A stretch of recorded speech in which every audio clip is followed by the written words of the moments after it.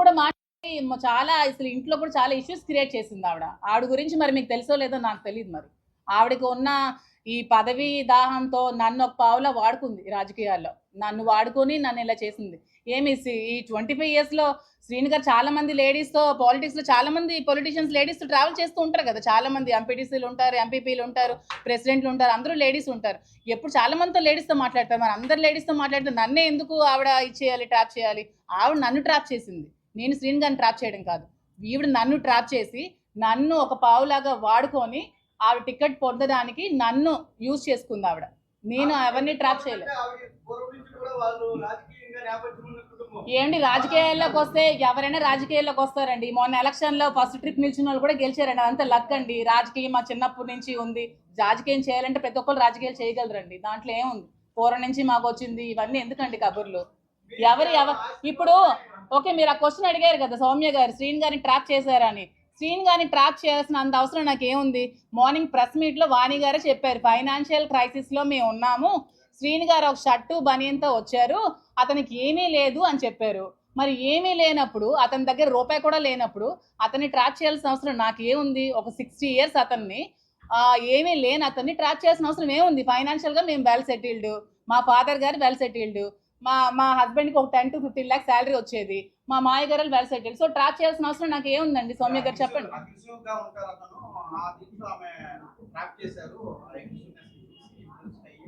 అదేనండి, ట్రాప్ చేయడానికి చిన్నపిల్లలా అని అడుగుతున్నాను నేను. శ్రీని గారు ఏమైనా చిన్న పిల్లడా? ట్రాప్ చేస్తే పడిపోతారు చెప్పండి మీరు.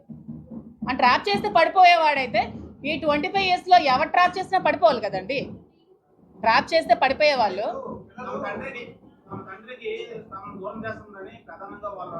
తమ తండ్రి అన్నారు కదా. ఈ 2 yearsలో తండ్రి ఎక్కడున్నాడో, తిన్నాడా, ఉన్నాడా, ఇల్లుందా, ఎక్కడున్నాడో, ఏ రోడ్డు మీద ఉన్నాడో ఎవరికైనా తెలుసా? చాలా మంది వచ్చేవాళ్ళు కదా అతను ఇంటర్వ్యూస్ తీసుకోవడానికి. అతను ఎలాంటి సిచ్యువేషన్లో ఉండేవాడో, కొన్ని రోజులు రోడ్డు మీద ఉన్నారు. ఆ విషయం తెలుసా పిల్లలకి? మరి అప్పుడేమయ్యారు పిల్లలు? అది తండ్రి కోసం వాళ్ళు ఇక్కడ ఏం జరిగిందో అది మీరు వాళ్ళకి శ్రీని గారికి అడిగితే మీరు చెప్తారు అక్కడ ఏం జరిగింది. నేను ఆ సిచ్యువేషన్లో లేను. నాకు తెలిసింది ఏమంటే 2 yearsగా అతను చాలా స్ట్రగుల్స్ ఫేస్ చేసి ఇంటికి తాళం ఆవిడ వేసేస్తే నడి రోడ్ మీద ఉంటే మేము చూసుకోవాల్సి వచ్చింది. ఈవెన్ ట్రాప్ చేసి అంటారు కదా, ఎందుకు? ఓకే, ఆ శ్రీని గారికి ఏం ఆస్తుందో చెప్పండి నాకు అంటున్నాను నేను. శ్రీని గారికి ఉన్న ఆస్తి ఏమిటి? శ్రీని గారికి ఉన్న ఇల్లు వాణి గారికి ఇచ్చేశారు, శ్రీని గారికి ఉన్న ఫ్యాక్టరీ వాణి గారికి ఇచ్చేశారు, శ్రీని గారికి బ్యాంక్ బ్యాలెన్స్ కూడా 0. శ్రీని గారికి అంటూ ఏం ఆస్తి లేదు.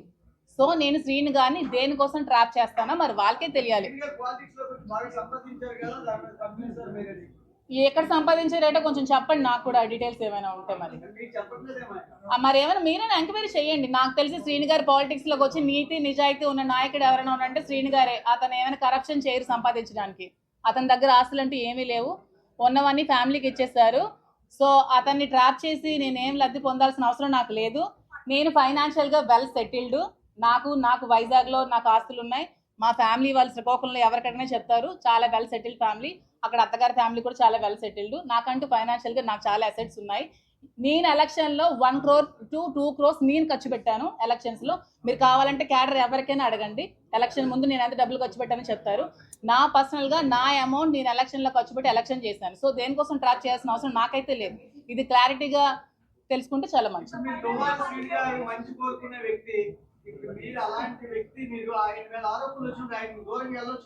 నేను ఇప్పుడు దూరంగానే ఉన్నానండి. వాళ్ళ ఫ్యామిలీ కావాలంటే కలవమానండి. అతనికి అదే అంటున్నాను కదా, ఆవిడకి ఏమైనా సమస్యలు ఉంటే వాళ్ళ హస్బెండ్తో కూర్చొని తెలుసుకోమనండి పిల్లలకి అతనికి.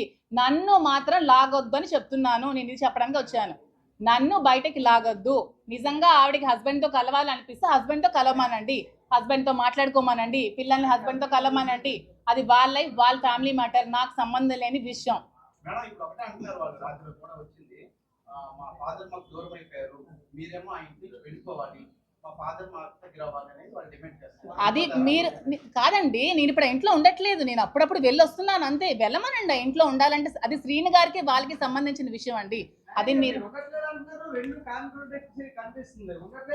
ఏమండి ఎలక్షన్ చెప్తున్నాను నేను. అదే ఎలక్షన్ నేను 2 months నేను కాల్ సెంటర్ పెట్టాను అక్కడ. మీ చాలా సార్లు వచ్చావు కదా సౌమ్య, నువ్వు కూడా. నేను ఐపాక్ టీం పెట్టాను, ఎలక్షన్ దగ్గరుండి నేను చేశాను. నేను చేశాను, ఎలక్షన్ దగ్గరుండి చేశాను, నేను అక్కడ ఉన్నాను, ఎవరు అడిగినా చెప్తారు నేను ఉన్నాను, ఎలక్షన్ దగ్గరుండి చేశాను, ఫైనాన్షియల్గా నా డబ్బులు నేను ఖర్చు పెట్టుకొని చేశాను, నేను ఉండి వచ్చానని చెప్తున్నాను కదా. దాంట్లో నేను దాయడానికి ఏముంది? డబ్బు కోసం కాదంటున్నారు, ప్రేమ కోసం దగ్గర అయ్యారా?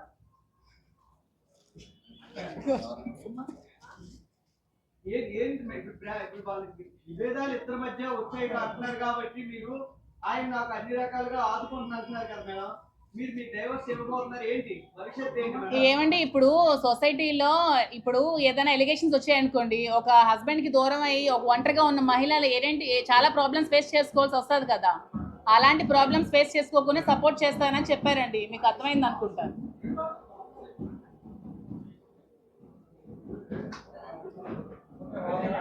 అర్థమైందా? ఇంకేమైనా క్వశ్చన్స్ ఉన్నాయా?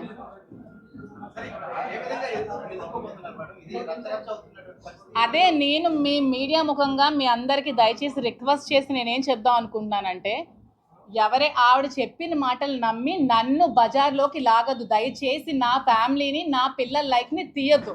నేను కూడా, నాకు 3 ఆడపిల్లలు ఉన్నారు, నేను ఆ 3 ఆడపిల్లల్ని పెళ్ళిళ్ళు చేయాలి, పెంచాలి, చదివించాలి, చాలా లైఫ్ వాళ్ళకి చూడాలి. వాళ్ళు ఇంకా చిన్న పిల్లలు, వాళ్ళ లైఫ్ చాలా డిపెండ్ అయి ఉంది, వాళ్ళంతా సఫర్ అవుతారు. ఈ వీడియోస్ అన్ని చూసి అర్థం చేసుకోండి అని చెప్పడానికి వచ్చాను.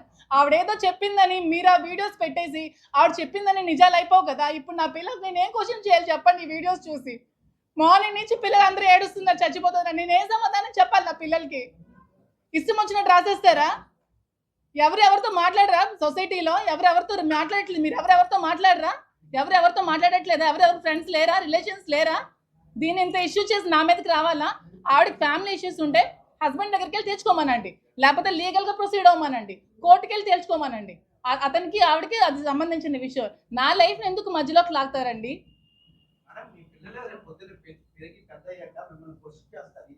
క్వశ్చన్ చేస్తే నేను ఇదే అదే ఎస్ మీరు yes correct point, yes correct point. పిల్లలు క్వశ్చన్ చేస్తారనే ఇప్పుడు నేను శ్రీని గారితో ఉండదామని డిసైడ్ అయ్యాను. ఎందుకంటే ఇది వచ్చిన ఈ మచ్చ ఎప్పటికీ లైఫ్లో పోదు. నేను చెప్పినా సరే ఎవరు నమ్మరు, నాకు శ్రీని గారితో నేను మాట్లాడలేదని ఎవరు నమ్మరు. ఎందుకంటే అది ఎంత స్ప్రెడ్ అవ్వాలో స్టేట్ లెవెల్ స్ప్రెడ్ అయింది. సో ఇక్కడతో ఇది ఎండ్ అయిపోతే పిల్లలకి మంచిది, నాకు మంచిదని డెసిషన్ నేను తీసుకోవాల్సి వచ్చింది. ఉంటాను, అది మేము తర్వాత డిసైడ్ అవుతాం. అది మేమంతా మాట్లాడుకుంటాం. డైవర్స్ అవ్వకుండా పెళ్లి చేసుకోకూడదు కదండి. ఒక ఫ్రెండ్గా ఉంటానండి, ఫ్రెండ్స్ కలిసి ఉండకూడదా? మీకు అమ్మాయిలు ఎవరు ఫ్రెండ్స్ లేరా? ఉంటాం కదా. ఏం మీతో ట్రిప్స్కి రారా? మీరు ఎప్పుడు గర్ల్ ఫ్రెండ్స్ మీరు ట్రిప్స్కి ఎక్కడికి వెళ్ళలేదా? కలిసి ఉన్నంత మాత్రాన ఏదో కోరికలు ఉండిపోయినట్టే అండి.